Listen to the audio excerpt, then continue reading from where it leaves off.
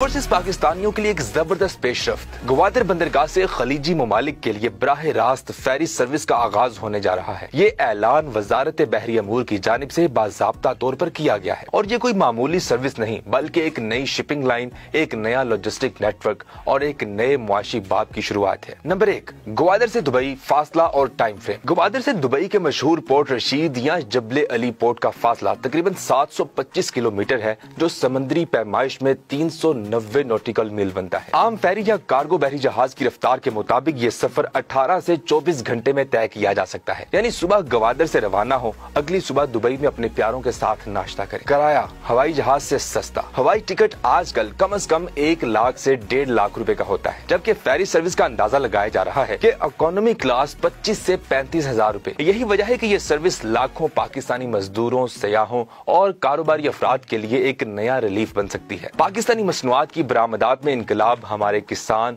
जो आज तक सिर्फ मुल्क के अंदर ही माल बेच सकते थे, अब उनके आम, कीनों, सब्जियां और फूल बराह रास्त खलीजी ममालिक में पहुंचेंगे, ताज़ा, महफूज और वक्त पर। बलूचिस्तान के आम, सिंध के केले, पंजाब के आलू और टमाटर अब खलीजी मार्केटों में जगह बना सकेंगे। मुकामी रोजगार, सियाहत और बलूचिस्तान की तरक्की। ग्वादर और मकरान के अवाम के लिए ये सर्विस रोजगार के हजारों मौके लाएगी। मुकामी फेरी